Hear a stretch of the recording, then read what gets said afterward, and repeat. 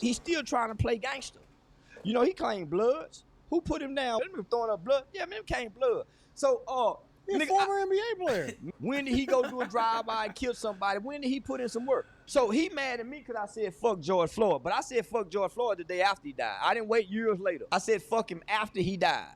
For the record, George kicked in a woman's door in the middle of the night, a pregnant woman's door. Put a gun to her belly and say, where the money at? This Jackson boy mad because I said F his brother.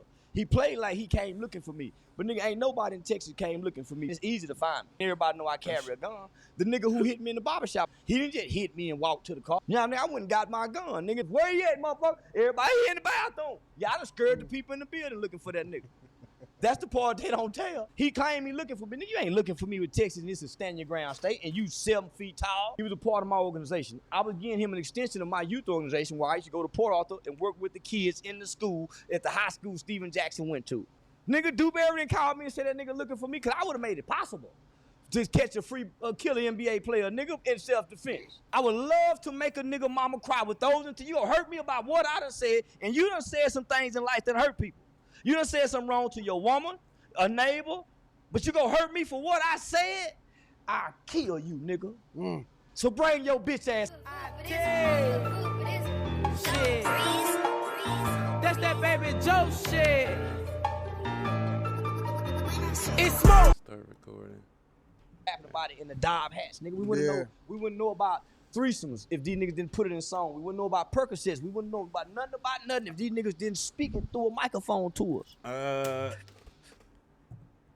Correction. Some people wouldn't know about no Percocets.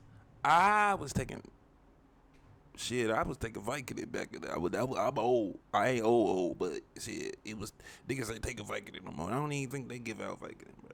I never really liked the perks. I really liked the Xanax, but that was just, you know.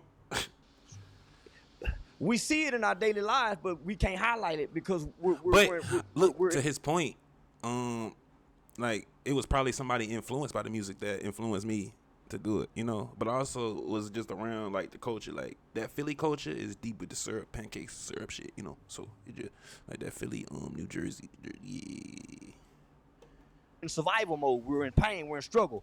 But when we're having fun and entertaining ourselves, the music help us highlight all the negative attributes of our culture to grab a hold to. Right. Yeah. The music highlights it for us. Right. The white boy don't. And they saying, well, it's the music labels that's putting it out. It's the niggas that's writing it out their hearts. Yeah. What comes out of a man's mouth is in his heart. Who write these lyrics, nigga? When these niggas get they hit song, who wrote it? The record label didn't write it. So who's coming up with these words? Who's putting these phrases together? You, nigga, based on what's in your heart. Yeah. So, yeah, nigga, so I came to really attack the culture because it's imagery. It's propaganda that's using imagery, gangster imagery, nigga, to control a specific group of people in America.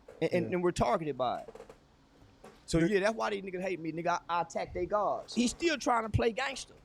You know, he claimed Bloods. Who put him down with the Bloods? Oh, Stephen Jackson? Yeah, they claim Bloods. Him and Antoine, what's that, Marquise Daniels. All them niggas, man, look up they YouTube rap video. Them niggas throwing up blood. Yeah, man, came Blood. So, He's a former NBA player. Man, when did he get put down? Who quartered him in? When did he go do a drive-by and kill somebody? When did he put in some work? So he mad at me because I said fuck George Floyd. But I said fuck George Floyd the day after he died. I didn't wait years later. I said fuck him after he died. When I saw George Floyd laying down on the ground, and he wasn't squirming, nigga, get off me, putting up no effort to fight to get a white boy off him, I ain't clapping for no punk like him. That's a sissy to me. That's a nigga, you laying there. You let that man kill you. You didn't put up no fight. But if it was somebody black, because if you look at your criminal...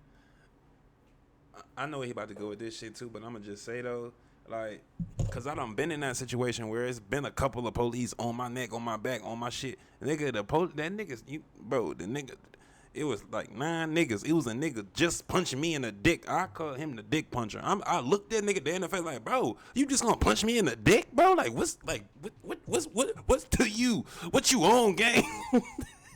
But the big nigga, cause all right, so really what happened? Oh shit. Really, I'm gonna tell y'all this quick story. We get back to this shit. Really, what happened is I was in the cell and I was talking mad shit. I was talking bad shit, and the nigga told me stop, and I was not. And I told him basically make me, and he called for them to open the cell, and I thought he was bullshitting.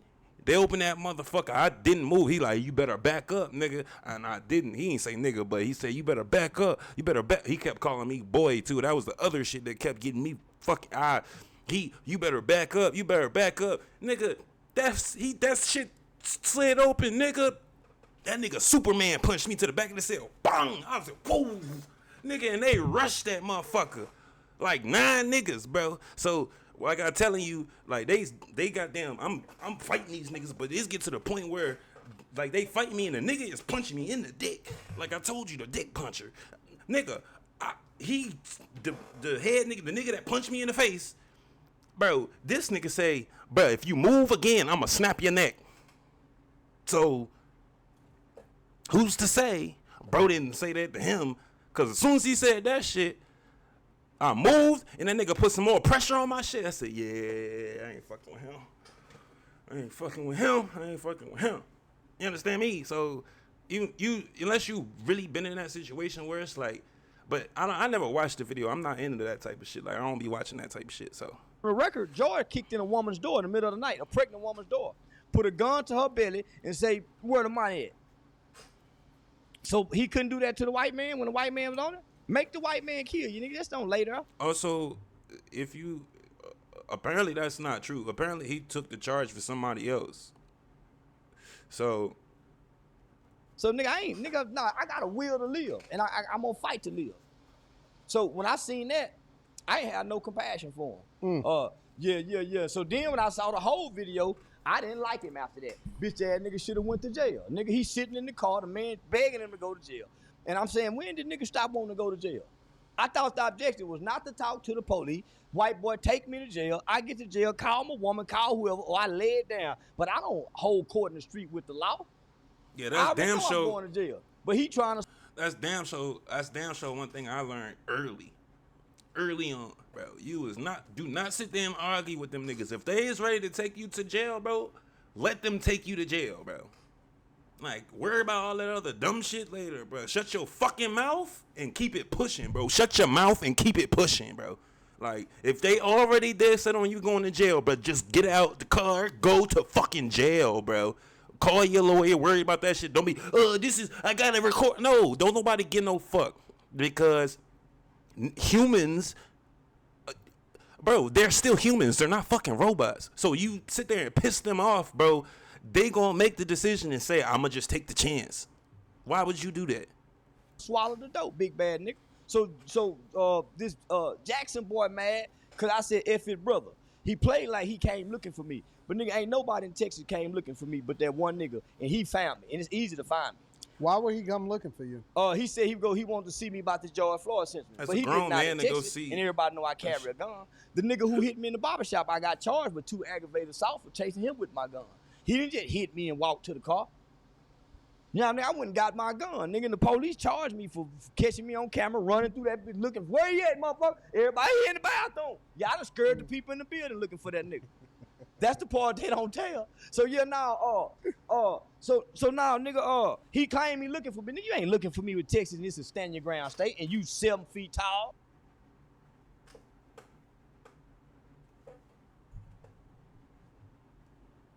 Is this nigga Woody just like in a different?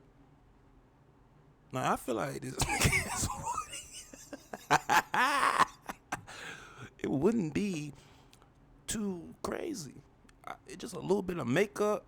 It's like they got the same scars. Maybe he got a bionic eye. And I'm weighing 122. What the fuck? At the time. So, he say he looking for me, but he wasn't. My comedy show posted every week. Yeah. Nigga, you can buy a ticket at the front row. Nigga jumped on stage with Dave Chappelle. Try it. I see. Y'all seen when the nigga jumped mad on about stage. that, homie, but that nigga what he really mad about is me and him got mutual friends. Guy by the name of Damon Wilkes. They freaked together. Damon Wilson was married. Me and Damon Wilson was working with Hype together. Hype Youth Outreach. He was a part of my organization. I was giving him an extension of my youth organization where I used to go to Port Arthur and work with the kids in the school at the high school Stephen Jackson went to. Well, rather than Stephen Jackson helping him fund him, I think at the time he was wanting to break away from Hype and create a program that was called I Found Me, because he spent 22 years in prison for a murder he committed. The guy that you're talking about right now? Our mutual friend, Damon Wilson. Okay. So Damon y'all got a mutual friend. We got a mutual, they best buddies. So that's why he called Dewberry. He could have found me. Nigga, Dewberry and called me and said that nigga looking for me, because I would have made it possible to catch a free killer NBA player, nigga, in self-defense. In Texas, he came from another city, another state to confront me about what I said with every intent to harm me. Man, I would love to kill a black man with those intentions.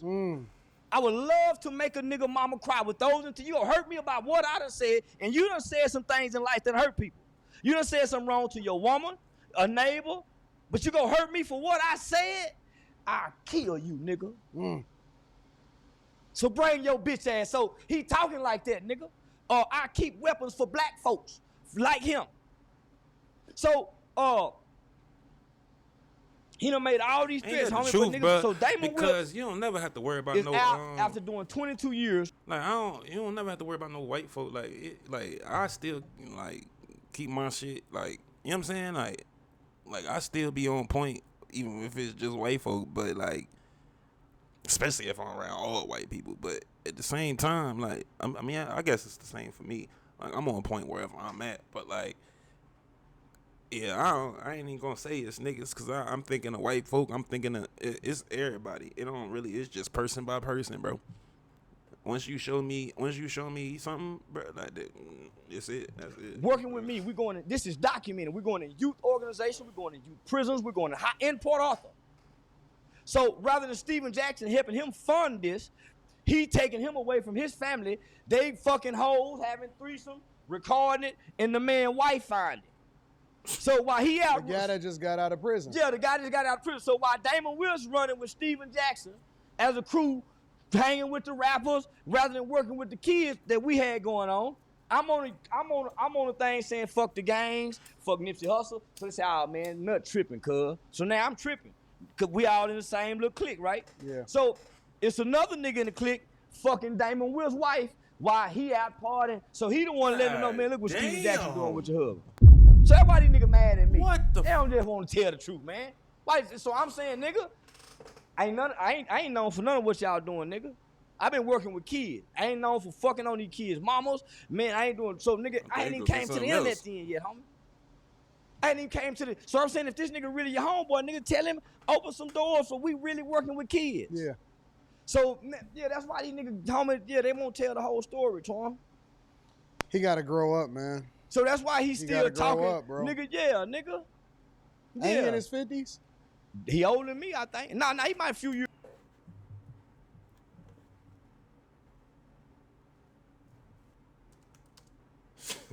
I couldn't imagine be 47 still looking for niggas.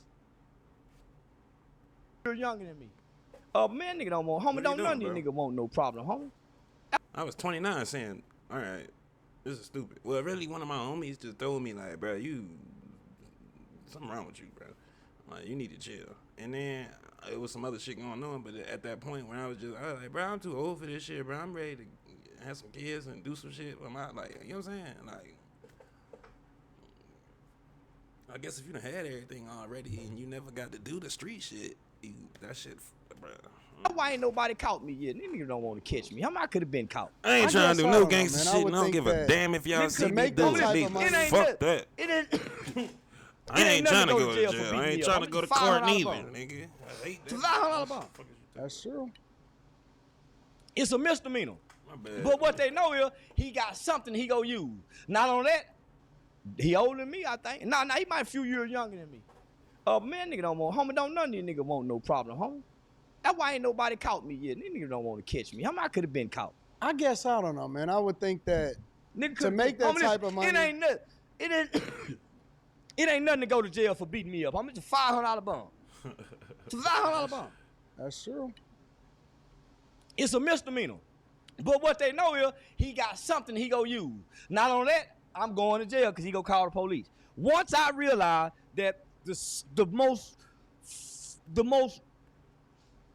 self-defense tool you can use on a black man is, I'm gonna call the police, nigga.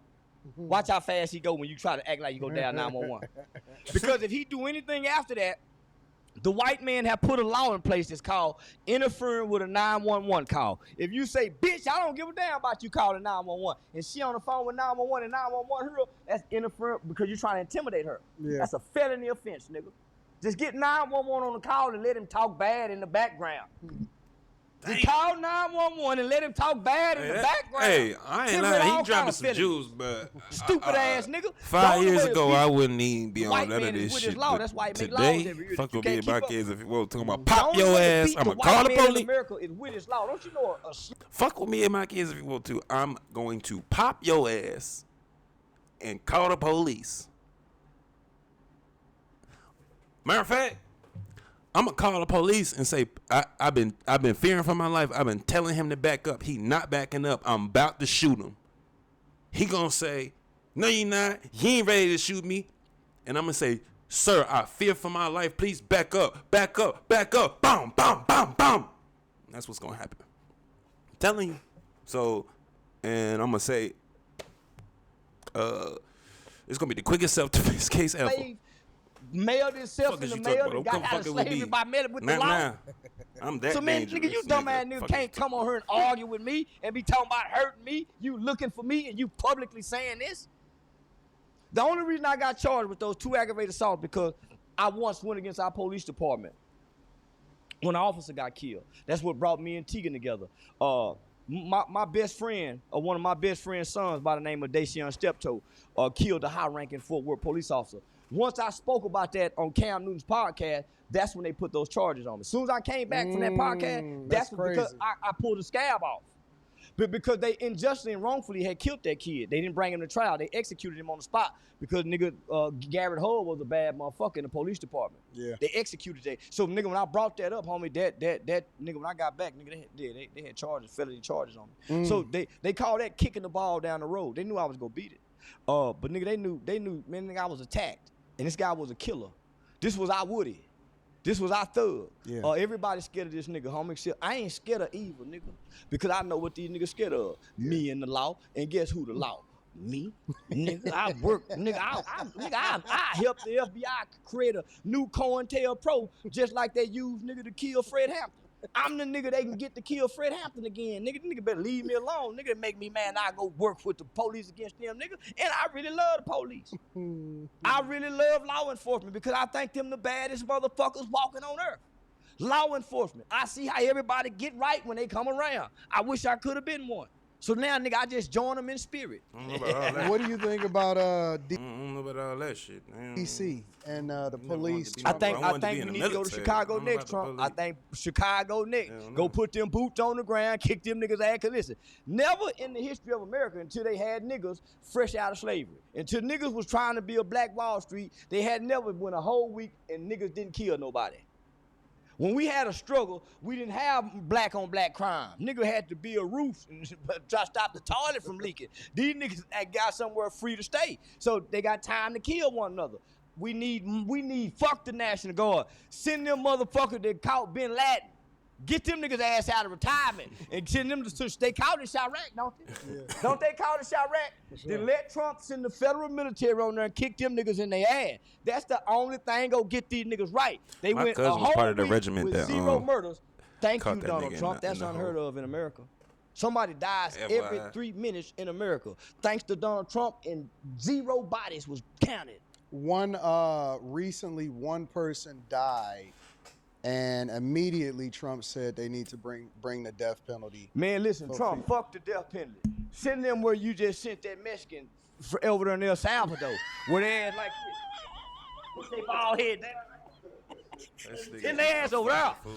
Listen, they got too many privileges in prison. It's too easy for these niggas. They get to sit around and play domino. Domino, motherfucker. Next thing you know, they arguing over football. Well, meet me up under the TV. They fight. Man, they need chain gang, 18-hour slave. Prison system in America is too easy for our motherfucking tax dollar. It is not inhumane. See how these niggas ass get right? Do you see how these niggas? Now, they didn't take that for him, but for our most niggas, it take what he got to come home and do right. Yeah. See, the whole objective of the criminal justice system is to lock you up during what they call your prime crime years. Mm-hmm. And this is real. This is what they teach you in law. I've never even heard of this. To lock you up, what they call during your prime crime years. It used to be 12 to 18. Put you in a boy facility, come home at 18, go to the military, don't have no more problems out of them. Become a police officer. We came along, our prime crime year went from 12 to 40. That's me and your group. Yeah. You know why? Because we started listening to this bullshit too early. Crime and the criminal elements of society start being propagated, promoted, glorified, and idolized and rewarded in our culture. It wasn't shamed. So we started listening to it at an early age. So all the psychologists, criminologists, psychiatrists start talking to these kids. Yeah. Well, what's influencing this? They start saying, man, the goddamn music. That's why I was saying about their program. Congress. Hey. They knew what they was doing. You educating kids. You expose. It's more of an exposure than it is an education. We need to change this shit. We need to start sending kids to prison at 12 years old. Why? Look at these reports. This is deeper than statistics. Look at these reports. So, nigga, you talking about from 12 to 40. They get me at 14. I started meeting hundreds of children who had murder cases at 12. My partner killed his next door neighbor, started 93 times. That's crazy. My partner at 12 years old killed his next door neighbor 93 times. So I fell in a group of children in America who became the first children of this era who began to commit crimes such as murder and capital murder. Outside of California, Chicago, New York, Philly, Baltimore, D.C. So them niggas were killing in the 70s because of poverty. Yeah. In the South, we didn't have really extreme poverty. We had more of a community base. They didn't have a community base up there. So outside of those major cities, they probably had a few kids that were catching violent cases. But because of our culture, in the crack epidemic, homie, by 87, 88, America was starting to see kids committing violent crimes that the adults was committing, and they had never saw that before. So that's what made Joe Biden and Hillary Clinton say, hey, man, we done had some that's where the term super predator. Yeah. They assessed us wrong. It was kids with trauma who were coming out of communities and situations and environments mimicking the environment, just like any animal. So, who lacked brain development. So those two components was taken away when they was looking at this shit because it had scared America. So, nigga, we was the first one doing that, homie. So, nigga, when I got in there, I had met kids who had killed their mothers and their fathers. This was in 1991. September 18, 1991, we committed a murder. October the 5th, I was in a maximum juvenile facility. My first neighbor was a kid out of Conroe, Texas, who killed his mother and his father. So, nigga, I had never met that before. So, nigga, they looking at the reports, nigga. And nigga, when everything goes back, nigga, we're being programmed to be criminals by way of our culture. Why do you think that Brandon Johnson, the mayor of Chicago, Los Angeles Mayor Karen Bass, all of these people, these mayors are trying to turn down the help from the federal government to actually stop the crime in the communities? Because crime, black people's struggle and pain have always been a monetized game for other people. If you stop the problem in the black community, then what happens to all those 501c3s that get all this money?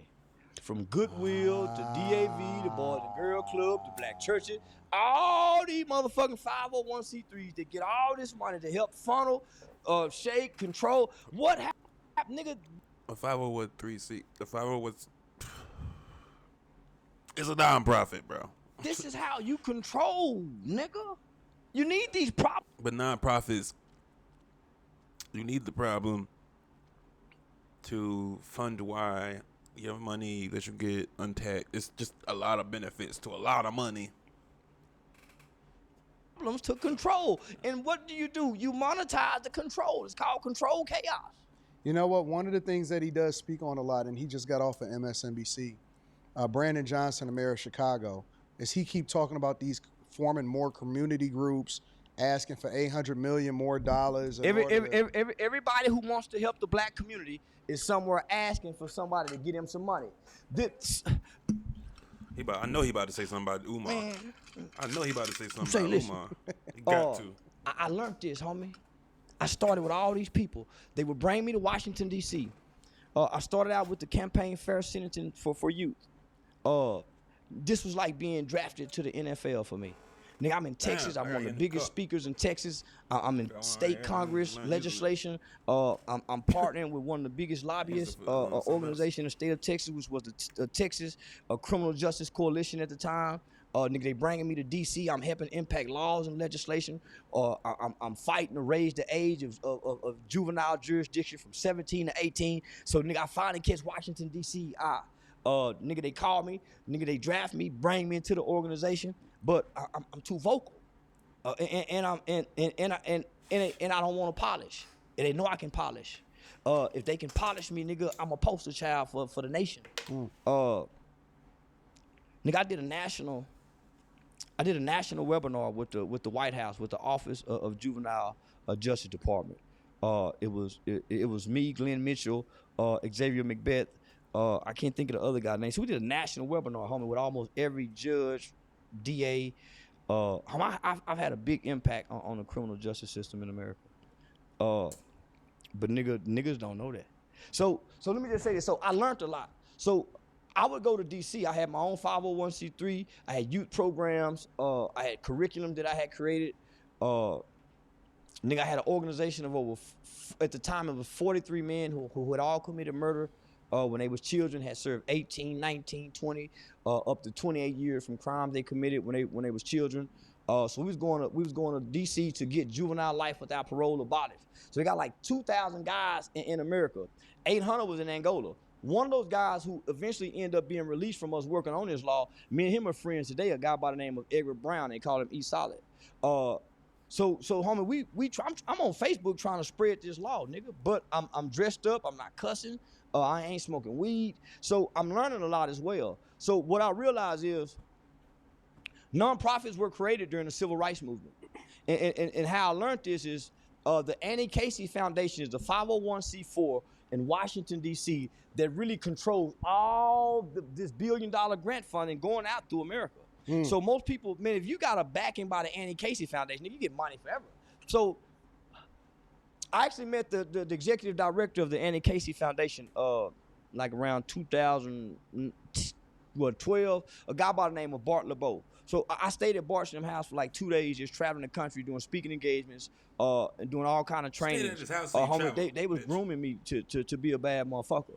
So Bart had gave me this book that's called The Revolution Will Not Be Funded, and it's written by the Women's Jewish Council. So the Jews wrote this book, and it breaks down the 501c3, which is the nonprofit industrial complex.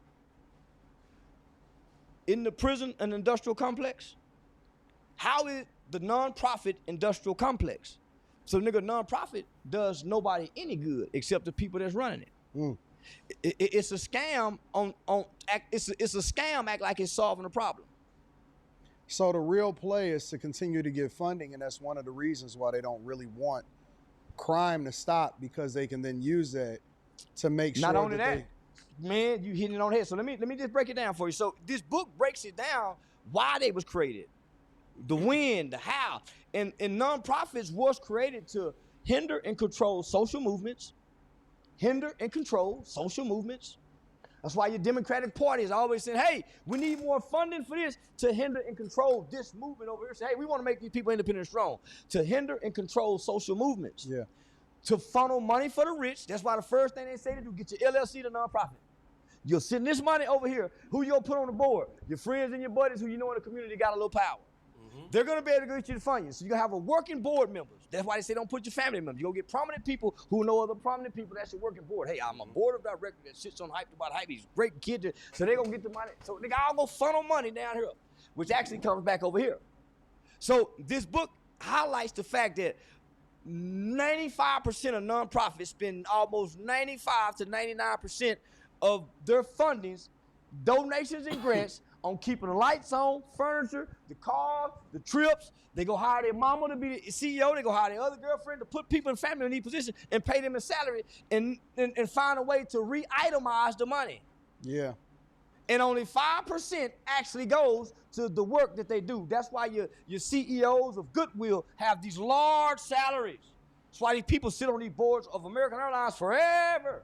That's why the church got in bed with the state, because church and state are separate. Yeah. When our state gave our church a 501c3, a tax-exempt status, now they're in the bed together. A church don't need a tax-exempt status. So that's why you see a lot of black people who get nonprofits end up in prison, because they don't know this. They don't know, nigga, you have to account and itemize if you bought, have to be accounted for, but they go get a Cadillac. They start going out to eat. You not really, you gotta, yeah, like he's saying, itemize everything, write everything down, make sure everything that you saying, that if you didn't just heard, oh yeah, you get you a nonprofit and then use all the money for whatever you want, bro. No, you gotta have a reason for that shit, bro. All right, this is my car. It's just like when the pastor get a new car for the church. Like, this is my transportation to and from. And then that's why you see a lot of people with big trucks, the big cars, where, cause over a certain weight, like, it qualifies and you get tax exempt, or I don't know. I don't got that much money yet, so I ain't rich yet. I just know that when the shit gets presented to me, I'm gonna know what niggas is talking about. So I'm like, okay, let me do my let me dive into this shit real quick, and I'll learn that too. They don't know to write this up as this. I learned hanging with the white people. If you write it up as this, you can beat the radar. So this wasn't created to really help you.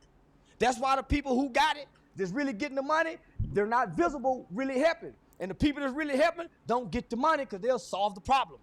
So if you want to solve the problems, the Jews taught me, and I love this Jewish woman. She said, please don't ever mention my name, Charleston. I gave you this for you to go teach your people. And I've been keeping her name secret. But nigga, you have to learn how to be self-sustainable, Charleston. Nobody's gonna help you fix your problems. Your people have to be self-sustainable. You have to sell t-shirts, hats, barbecue, but don't beg. Facts. And all nonprofits leave you to do it. You have to, if your own constituents don't help you, which are your people, what makes you think this corporation gonna keep helping you? It becomes welfare. Yeah. Your own people won't help you. Why you think we gonna give to y'all? So if you ain't showing us how to create our tax and help us funnel this money, fuck you. And we ain't finna give you no money. And that's why the real people getting help, I ain't getting no money. You have to figure out how to self-sustain. So it's really a money play. I still don't know exactly where all of the migrant Every money time went. there's a tragedy and there's a disaster, so many people make money, whether it's the roofers from scamming, from the hurricane. Yeah. It's so, every disaster and tragedy, there's money to be made. Yep. You know why? Because this is not a country that fixes its social problem. We're not a socialist country. This is a capitalist country. Everything is about money. If he die, did you get the video so we can make some money off of it? Yeah. Niggas ain't about fixing. Niggas about money. And once Americans realize that, nigga, you're a consumer. You ain't a citizen. Get with capitalism and you fix all your problems. Your money will fix your issues. Yeah. Because they homie, that's why you hear other politicians saying, hey, they're just wasting money on pork projects. Homie, they got funding to see how grasshopper shit. They do. They got funding. They got some funding. of that junk was They crazy. got $200 million, $5 million go to see if grasshoppers fuck during the daytime. Homie, it's called pork. They call wasteful spending. Yeah. But because we're not educated and we don't control our government, we think our government control us, but we the people, homie, if most of us went to Washington, D.C. and butt our nose in their business every election, they'll act right. But nigga, we waiting till they show up on TV and say, vote for me. Yeah. If nigga, we show up like he's saying they going to go, homie, you got to go meddle them people. And that's how we got the attention with the juvenile life. We was going up there every year, meddling them, going into offices, and bringing a nigga with gold teeth, talking articulate, getting their attention. Talking about he killed the white man, but he's working with children now. Homie, my story used to captivate those politicians. Because it's a real story of redemption. Nigga, I ain't hurt nobody since I've been grown. Nigga, I ain't been no criminal. I just been trying to figure life out without hurting nobody in the process. Yeah. We got a it's funny, we just had a primary election and it was less than 16% voter turnout rate. Homie, homie. Nah, they fixing I that used to shit. be Nah, they fixing that shit. They I about used to be an fix that election shit. judge. I used to work the election, then I started working as an election judge for the Tarrant County GOP Republican Party. I be the last nigga turn the votes in. I be on the white side.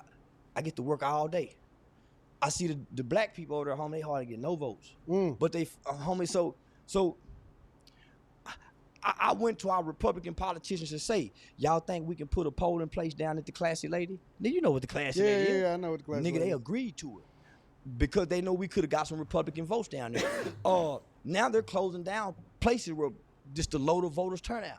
They're saying, well, they're trying to put barriers. You give them the way. You give them the barriers to put by the low voter turnout. Why should we keep spending money as a county, wasting money to keep this open, and nobody's showing up? This is so homie, out of 6 voting places in my black area, nigga, 3 of them had 0 people to show up. That's crazy, bro. Homie, so nigga, I'm saying this to the community.